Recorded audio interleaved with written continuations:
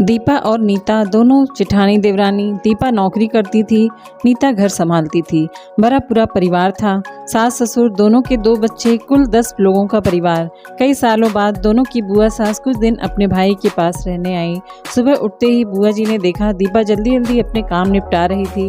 नीता ने सबका नाश्ता टिफिन बनाया, जिसे दीपा ने सबको परोसा। टिफिन पैक किया और चली गई ऑफिस।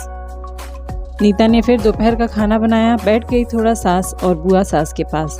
बुआ से ना रहा गया, बोली छोटी बहू तेरी जेठानी तो अच्छा हुक्म चलाती है तुझ पर।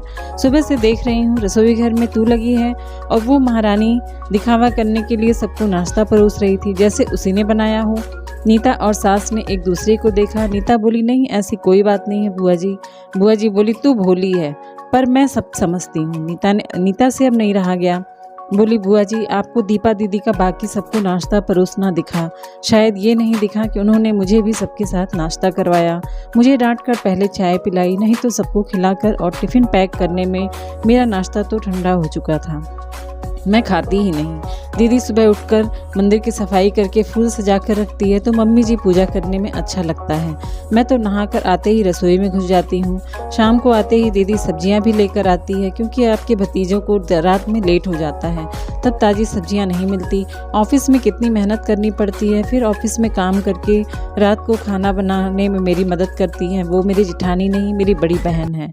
मैं नहीं समझूंगी कि कौन समझेगा।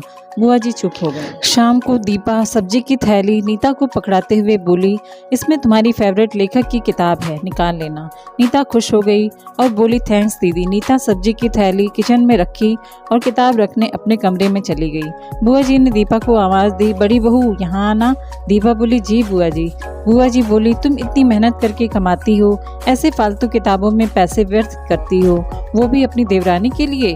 वो तो वैसे भी घर में करती ही क्या है, तुम दिन भर मेहनत करती हो और वो घर पर आराम। दीपा मुस्कुराई, बोली आराम?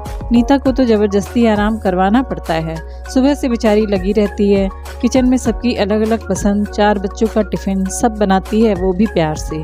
सुबह की चाय पीने का भी सुध नहीं रहता उसे। दोपहर को जब बच्चे आते हैं फिर उनका खाना, उनकी पढ़ाई सब वही देखती है। वो है इसलिए मुझे ऑफिस में बच्चों की चिंता भी नहीं रहती। मैं अपना पूरा ध्यान ऑफिस में लगा पाती हूँ। कुछ दिन पहले ही प्रमोशन मिला है। मम्मी पापा की दवाई कब खत्म हुई, कब लानी है, उसे पता होता है। रिश्तेदारों के यहाँ कब फंक्शन है, क्या देना है, सब ध्यान उसे ही रहता है। घर संभालना कोई छोटी बात नहीं है। मेहमानों की आवभगत बिना किसी शिकायत के करती है। उसे बस पढ़ने का शौक है। फिर अपनी छोटी बहन की छोटी सी इच्छा भी मैं पूरी नहीं करूंगी तो कौन करेगा। बुआ जी की बोलती फिर बंद हो गई। दीपा वहां से उठकर चली गई। ये सारी बात सास पूजा करते हुए सुन रही थी। बुआ जी के पास आकर बोली जी ये दोनों देवरानी जेठानी सगी बहन जैसी हैं और एक दूसरे का अधूरापन पूरा करती हैं। मेरे घर की मजबूत नींव है ये दोनों, जिसे हिलाना नामुमकिन है। ऐसी बातें तो कई लोगों ने दोनों को पढ़ाना चाहिए, पर मजाल है दोनों ने सामने वाले की बोलती बंद ना की हो। और सास मुस्कुरा दी। बुआ जी की बोलती अब पूरी तरह से बंद हो गई थी। ये छोटी सी कहानी आपको कैसी लगी, अपनी राय कमेंट बॉक्स में दीजिएगा और चैनल को सब्सक्राइब करना भी ना भूलें। इससे न्यू यूट्यूबर को मोटिवेशन मिलता है।